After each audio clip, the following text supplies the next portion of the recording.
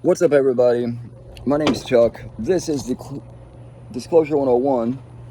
Going to be bringing you videos on the disclosure breakdown from the beginning, all 70 years up till now. I was going to bring you a video on my iPad. My iPad sucks. It won't hold a charge. You can't store anything on it. I hate it. I love it, but I hate it. So I got to do it like this. You guys got to look at my ugly freaking mug, and I'm not going to be able to upload any pictures. Sorry, man. I tried. So today we're going to be talking about Lou Elizondo, the To the Stars Academy. When Lou came out, the story broke. He worked for classified projects, crash retrievals on unidentified flying objects. He could not get the cooperation from his higher-ups that he felt he needed and deserved, so he came out. He quit, came out as a whistleblower. Since Lou came out, there's been a lot of terms that have been coming out, such as ATIP, OSAP, UAP, TTSA, NHI, and most important, in my opinion, is the 5 observables. So what are the 5 observables? Basic 5 rules, application, and observations that set UAPs apart from man-made craft. There were 5 observables. Now there has been a 6th added. To me, is the cream of the crop. It is the most important. So let's dive into this a little bit and break it down. So in short, there's 5 basic consistent observations, 6 now, that we continue to see that are uniquely associated with UAP phenomenon. If we can understand these characteristics and their application, that really requires people to have a mediocre, at least, level understanding of physics and quantum operations, we'll call it. So the 5 observables can be basically categorized as, the first would be sudden and instantaneous acceleration. Objects moving in such a manner that they are capable of maneuvering suddenly, deliberately, and sometimes in the opposite direction. In some cases, these maneuvers involve a change in direction and acceleration that is well beyond the healthy limitations of any biological system that we are aware of to withstand. The anticipated effects of these G-forces on material may even defy our current technological ability to manufacture. I really wish that we could go back to the early days of the Condon Report and show Condon and show Philip Klass these reports and what's happening today. They were the first government shills. Number 2, hypersonic velocities. Oh wait, no, let's go back to number 1 for a minute. So these craft make such erratic turns at such high speeds. Dude, it takes our fighter jets states and distance to make a turn at the G-forces that they're going. They can't turn without making themselves goo on the fucking wall. Oops, I shouldn't be cussing. I guess I'm far enough into the video. Goo on the wall. So these craft have to have some kind of inertia dampener. Or perhaps, like Bob Lazar says, these crafts create their own gravity.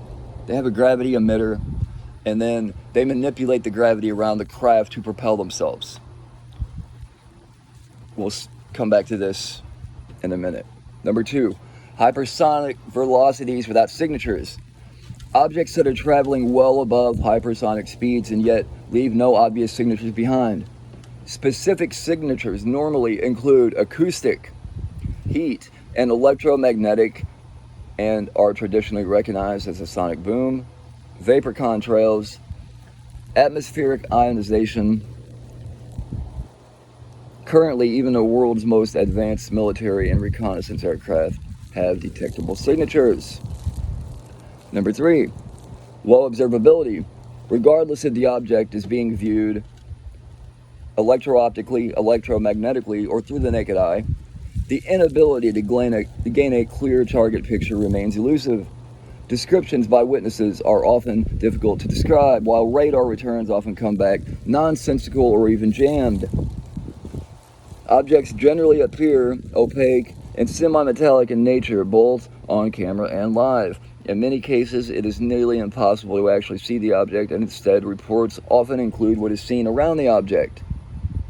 Whistleblowers have come out in the last week and said they have seen these objects painted with a type of black that absorbs all light. Amazing. Number 4, transmedium travel. This comes back to the inertia dampener and the erratic turns that they make. Transmedium travel means objects that have the ability to travel easily in various environments and conditions, seemingly without any change in performance capabilities. Our current understanding of physics requires vehicles to be designed specifically according to their application. For this reason, there are stark differences between those vehicles that orbit in space, fly in the atmosphere, and travel in the sea.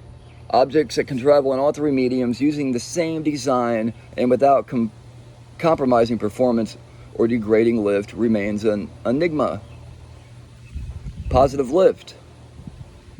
Objects that are apparently resisting the natural effects of Earth's gravity, yet without the normally associated aerodynamic means for lift and thrust. These objects have no signs of propulsion, engines, propellers, exhaust plumes, etc., flight surfaces, wings, rudders, ailerons, fins, etc., but yet they are able to move in a very precise manner in our atmosphere despite not having any of those characteristics. So, those are the original 5 observables, and recently added to the list is personally, I think, my favorite and the most important.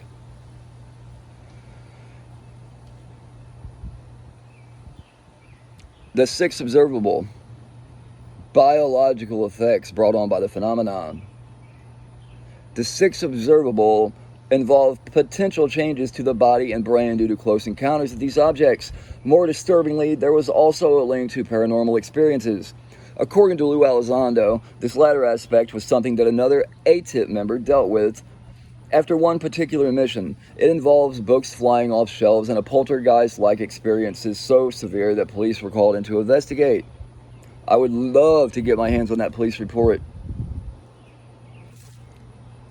But unfortunately, all the ATIP program reports are still under lock and key.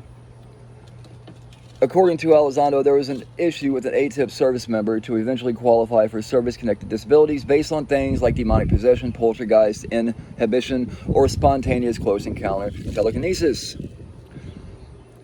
It brings to mind what John Burroughs dealt with to get treatment relating to whatever he encountered in the Rendlesham Forest during the infamous Bentwaters UFO case. That incident involved several military personnel who had close encounters with craft in the area on several nights in December 1980. The paranormal connection also reminds us of the Men in Black case in Niagara Falls. The witness at the heart of the incident also experienced paranormal occurrences break out at his home following 2 black triangle sightings in the autumn of 2008. Some of those experiences involved poltergeist-like activity and even an apparent ghostly apparition that he interacted with in his neighborhood.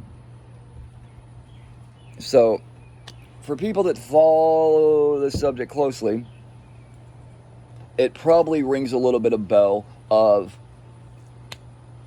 Travis Taylor and Caleb and the crew at Skinwalker Ranch, because all members of the team that work on Skinwalker Ranch have had what they call the hitchhiker effect, where these shadow entities will follow them home and harass and scare the crap out of their wife and kids. It's not a joke. It's a problem. It's a real problem that these guys deal with. And that's why they don't like people coming on the ranch. They've had experiences with people that did come on the ranch and left in a very unpleasant and uninviting way. So, I hope this video did something for you. There's going to be a lot of names and dates and acronyms getting thrown around.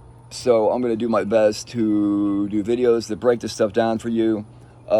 If you guys like these kind of videos, drop me a like and a subscription, because that's going to help me to grow my channel. And leave some comments. I love nothing more than talking about these topics topics of cryptocurrency, cryptids, UFOs, aliens, strange facts, strange science, news, and all things in between. So drop some comments down below. Let me know what you guys think. Do me a favor, like, share, subscribe, and most important, stay weird and keep up with disclosure.